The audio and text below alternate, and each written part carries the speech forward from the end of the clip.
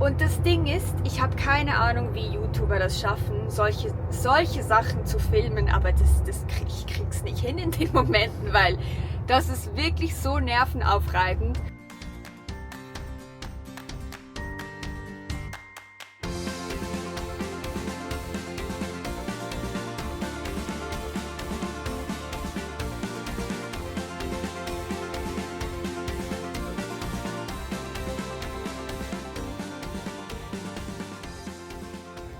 Wunderschönen guten Morgen aus dem Kaff, den ich den Namen nicht weiß.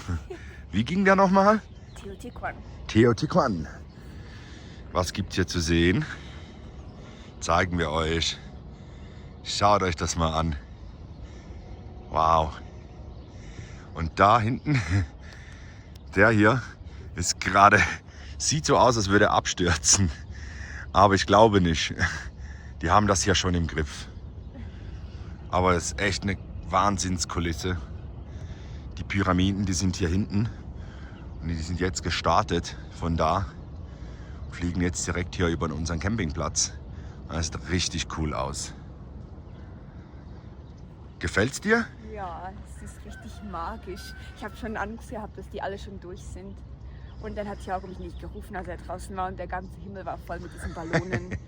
Ich war drinnen. Aber es ist wirklich sehr schön. Die kommen alle aus Mexico City mit einem Tourenbus hierher. Werden, glaube ich, irgendwie um 4 Uhr abgeholt, fahren dann hierher und genießen dann den Sonnenaufgang mit den Pyramiden. Ah, der ist wirklich gelandet da hinten. Schau mal. Ja. Keine Ahnung, was der da so macht. Jetzt geht er auch wieder hoch. Zwischenlandung, Diverting. Naja. Wir machen uns jetzt dann mal auf den Weg Richtung Pyramiden.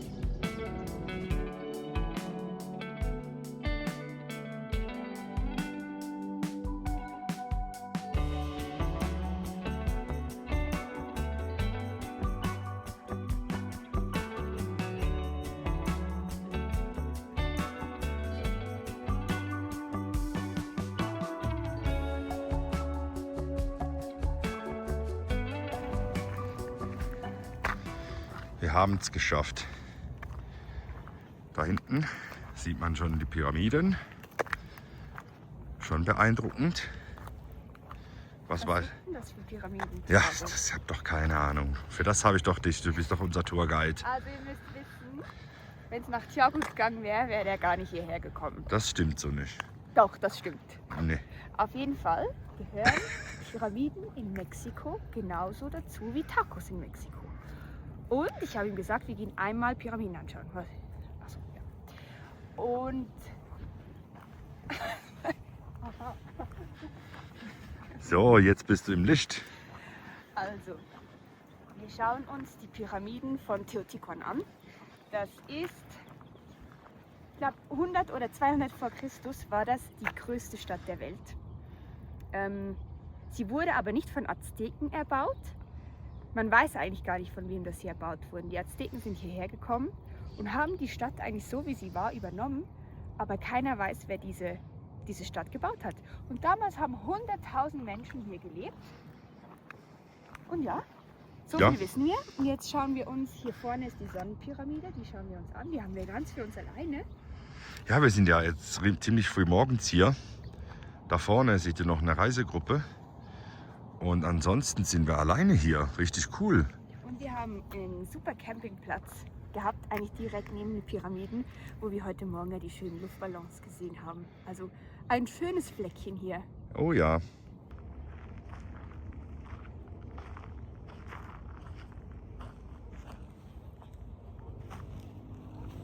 Gefällt's dir? Ja. Mehr aber auch nicht, ne? Ja, nee, es ist halt, sind dann einfach was alte Steine aufeinander gestapelt und geklebt. Nee, Spaß. Ist schon interessant, aber ist jetzt nicht so, dass ich hier 10 Stunden verweilen könnte. Aber interessiert dich das nicht so, dass das schon so alt ist und so viel mystische Geschichte dahinter hat?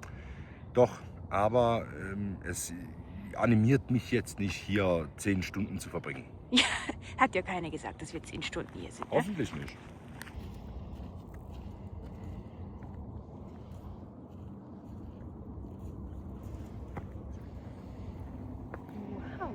Schaut euch das an. Da ist sie. Warte, ich kann vielleicht noch ranzoomen. Da ist sie. Ich kann noch mal ranzoomen. Da ist sie da. Noch mal ranzoomen. Hier ist sie. Rechts die Mondpyramide, perfekt ausgerichtet auf die Straße der Toten. Klingt dramatisch, war aber das pulsierende Zentrum dieser Megacity mit über 100.000 Einwohnern.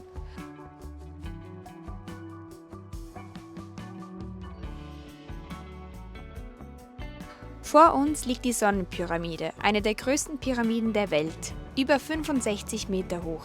Kein Beton, keine Maschinen, nur Menschen und Stein.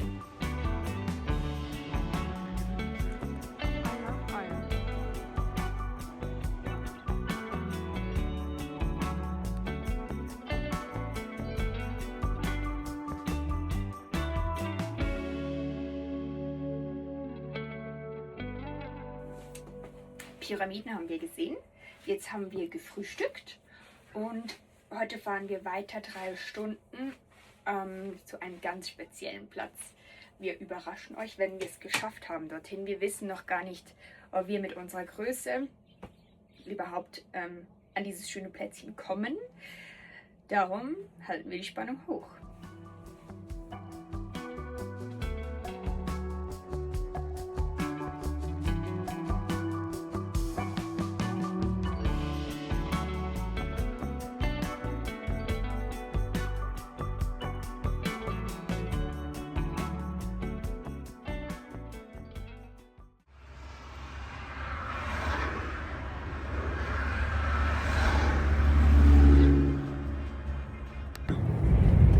Wir wurden das erste Mal von der Polizei angehalten in Mexiko. Wir sind gerade durch eine größere Stadt gefahren und in dieser Stadt hatte es einige Brücken. Und bei der ersten Brücke war Lastwagenfahrverbot und dort sind wir auch nicht drüber gefahren. Und bei den nächsten Brücken stand dann aber nichts mehr. Und dann haben wir die Brücke genommen. Und danach, so 5 Minuten später, kam dann ein Polizeiauto und hat uns dann rausgewunken. Und ja, uns wurde dann gesagt, dass wir nicht über die Brücke fahren sollen. Ja. Auf jeden Fall, wie viel hat uns diese Buße gekostet? Ja, die Buße hat uns gekostet doch noch einige Franken. Nee, also das waren 1000 Pesos. Das sind, glaube ich, 40 Franken, keine Ahnung, 37, 35 Euro. Konnten wir dann da bezahlen und dann hat sich die Sache erledigt. Jetzt sind wir schon wieder auf dem Weg, ja, weil wir haben noch ein Stück zu fahren, sind heute 2 Stunden, 100 Kilometer. Und ja, wussten wir nicht. Es war an der ersten Brücke angeschrieben, da sind wir natürlich auch nicht drüber gefahren. Die anderen Brücken waren nicht mehr angeschrieben. Und wir haben nicht viele, aber wir haben auch sicher einen LKW gesehen, der da drüber gefahren ist. Aber natürlich, klar, sind wir Touristen, sind wir natürlich ein gütiges Ziel für die Leute. Die denken sich dann, das sind die Touristen, die haben Kohle. Und deswegen hat er uns da wahrscheinlich auch angehalten. Ja. Aber war alles smooth, war sehr netter Polizist und so. Also alles okay.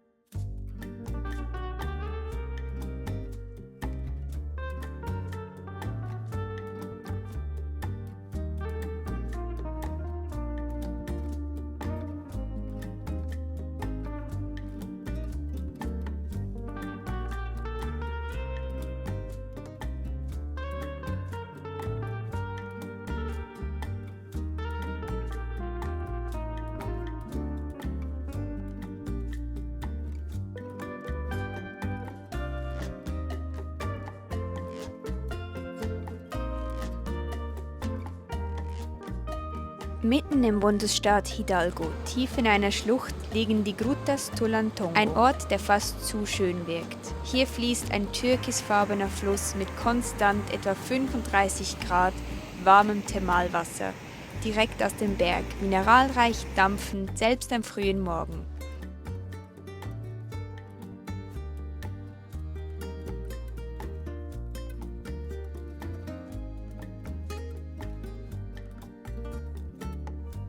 In den Felsen reihen sich kleine Naturpools wie Badewannen mit Aussicht. Jede gefüllt mit warmem Quellwasser, Blick ins Tal inklusive.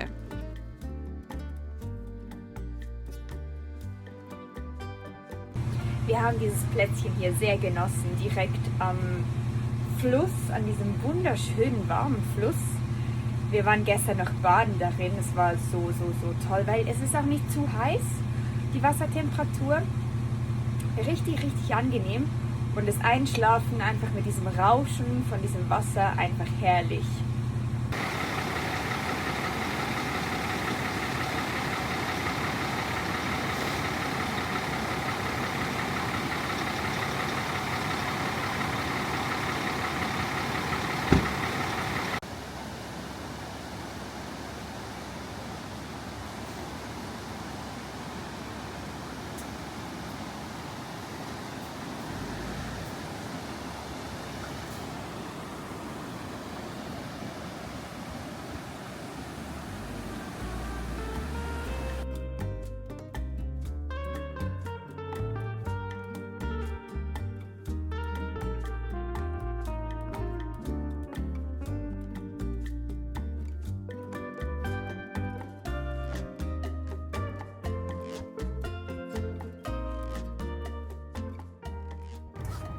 Zum Platz hier runterfahren war es schon nervig, ein bisschen anstrengend, weil hier doch die ein oder andere Spitzkehre wieder mal vorkam. Und runterfahren ist immer noch, ich weiß auch nicht, mache ich irgendwie nicht so gerne. Machst du lieber runterfahren oder hochfahren? Thiago? Spielt eigentlich keine Rolle, wenn ich ehrlich bin. Ach so. Cool. Nee, waren schon einige Spitzkehren jetzt, aber ging ziemlich gut, weil nicht so viel Traffic war. Und jetzt sind wir mal gespannt, wie es geht beim Hochfahren. Ja, unsere eigentlichen Endgegner sind diese beschissenen Topes. Wir zeigen euch die mal, das ist wirklich... Also da kann man schon mal kurz die Nerven verlieren. Und ich kann mir gar nicht vorstellen, wie das für Reisende sein muss, die eine manuelle Gangschaltung drin haben, weil da drehst du durch. Ja, definitiv.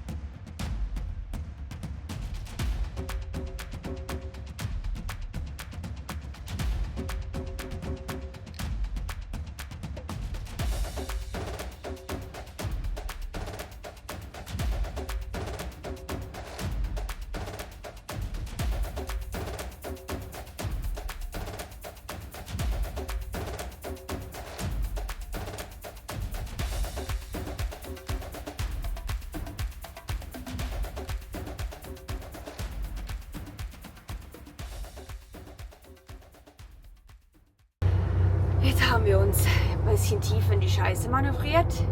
Jetzt sind wir wieder draußen, aber irgendwie hat uns Google Maps halt mitten durch die Altstadt von so einem mexikanischen Dörfchen geschickt und uns durch eine Straße gejagt, die sowieso schon sehr eng war und dann noch ein Auto auf der linken Seite geparkt war. Und wir hatten eigentlich keine Chance, dort durchzukommen. Aber wir sind ja mit Thiago unterwegs. Und er hat es irgendwie geschafft, dass wir dort rausgekommen sind. Mit Hilfe von Passanten, die dann gezeigt haben, wie viel Platz wir noch haben. Aber eigentlich war kein Platz mehr vorhanden. Ja, das waren so, keine Ahnung, 2-3 Zentimeter noch, ja. Und das Ding ist, ich habe keine Ahnung, wie YouTuber das schaffen, solche Sachen zu filmen, aber ich krieg's nicht hin in den Momenten, weil das ist wirklich so nervenaufreibend und die Stromkabel überall, die hängen und es ist wirklich ganz, ganz, ganz schlimm. Da schaffe ich es einfach nicht, das noch zu filmen. Aber jetzt sind wir wieder draußen, ich meine, das ist schon fast eine Autobahn für uns hier. Auf einer Hauptstraße. Aber hast du gut gemacht. Da, sorry, ich war gut. Ja, danke. Ja, es war wirklich, wirklich tight. Also, ich bin schon viel enge Sachen gefahren und lustigerweise ist in den Kommentaren auch schon gekommen, ja, die Amateure und so. Aber ich glaube, es ist noch kein Meister vom Himmel gefallen, bin ich auch nicht. Und ich bin auch kein Meister, aber bis jetzt hat immer alles gut geklappt. Und ja, somit geht's weiter. Ohne Schaden und nix. Also ich finde schon, dass man Thiago nicht mehr als Amateur bezeichnen kann, wenn der LKW fährt. Weil das Ding ist ja, wir bekommen nicht viel solche Kommentare. Und die wir bekommen, die liest man schon, aber die gehen uns auch nicht allzu nahe. Aber man sieht halt immer nur einen Ausschnitt von unserem Leben hier. Man weiß auch nicht, was wir eigentlich den ganzen Tag machen. Wir fahren wirklich sehr, sehr, sehr viel. Und Thiago ist wirklich ein sehr, sehr, sehr guter Fahrer. Und ich glaube, es braucht dann schon auch ein bisschen Mut, sich in so Gefilde zu wagen oder überhaupt mit so einem LKW so eine Reise zu machen.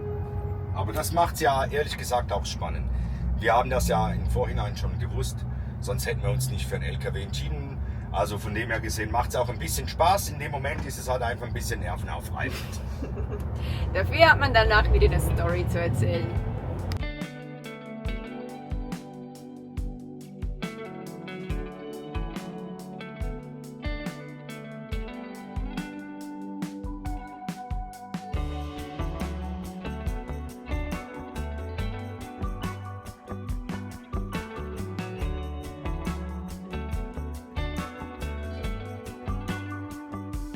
Wir fahren vom Hochland runter Richtung Küste. Mit jeder Kurve wird es grüner, dichter und feuchter. Die Luft verändert sich, sie wird schwerer, wärmer und tropischer. Und plötzlich ist alles satt. Dieses tiefe, leuchtende Grün. Das letzte Mal, als wir so eine Farbpracht gesehen haben, waren wir auf Vancouver Island. Damals zwischen Regenwald und Pazifik. Und jetzt fahren wir hier durch Mexiko. Irgendwo zwischen Bergen und Dschungel.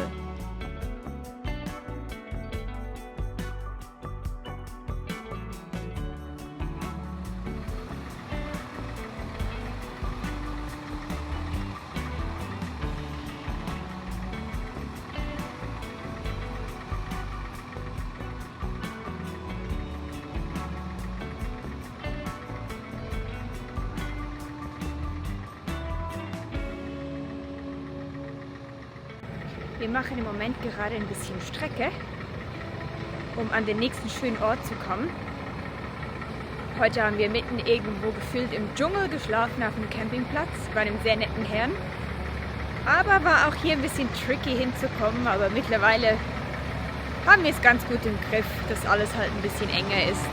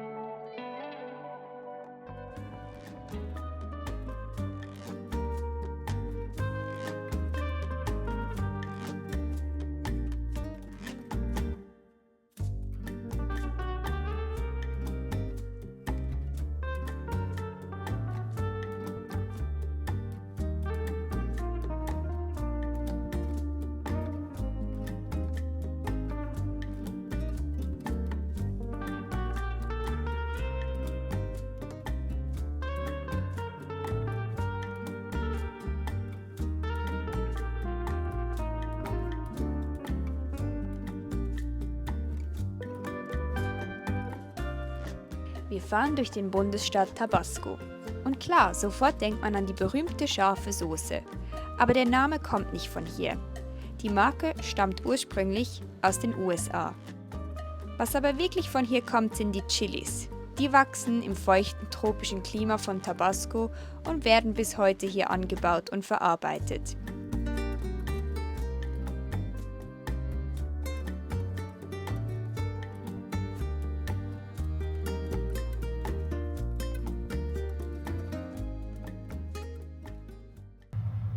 So, einen kleinen Zwischenstopp haben wir eingelegt auf dem Weg nach Palenque.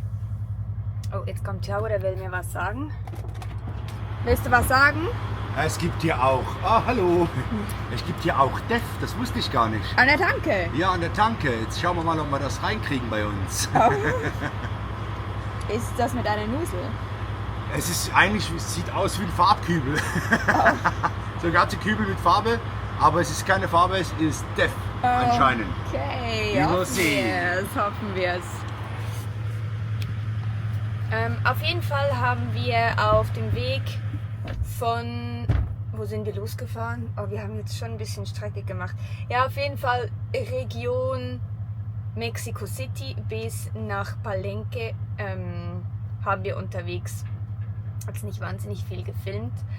Aber um euch auch mal diese Realität zu zeigen, heute Nacht haben wir bei einer Tankstelle geschlafen. Das ist... Hier in Mexiko gibt es viele von diesen Pemex-Tankstellen und hier schlafen auch oftmals die LKW-Fahrer. Und man bezahlt hier rund 100 Pesos, dass man hier schlafen kann. Wir wussten jetzt nicht genau, diese Nacht, dieser Platz war jetzt nicht irgendwie überwacht oder so. Es gibt Plätze, die sind dann überwacht, die haben wie so ein Gate vorne dran.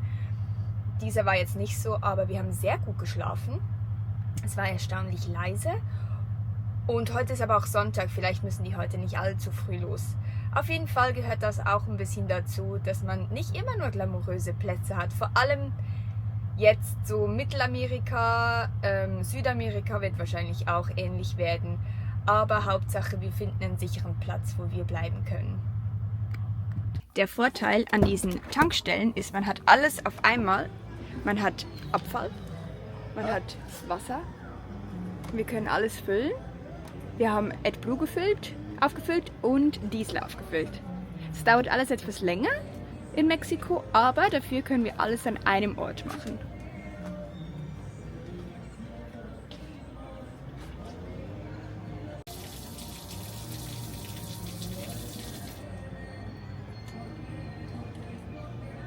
Wie ist der Wasserdruck?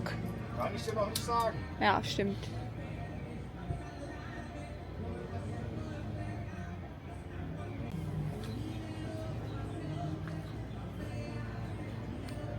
Wasserdruck ist gut. Was? Unser erster Wasserdruck in Mexiko, der gut ist? Ja. Was heißt gut, wie viel Bar? Wir haben 0,5 Bar. Das ist gut. Nee. Ah, nee. Okay, ja, 0,4 ist ja egal, aber wir hatten schon 0,1. That's true. Danke, dass ihr uns auch diese Woche durchs wilde Mexiko begleitet habt. Wenn euch das Video gefallen hat, lasst gerne ein Abo da, gebt dem Video ein Like und schreibt uns in die Kommentare, was euch am meisten beeindruckt hat. Nächste Woche geht's weiter mit noch mehr Mexiko.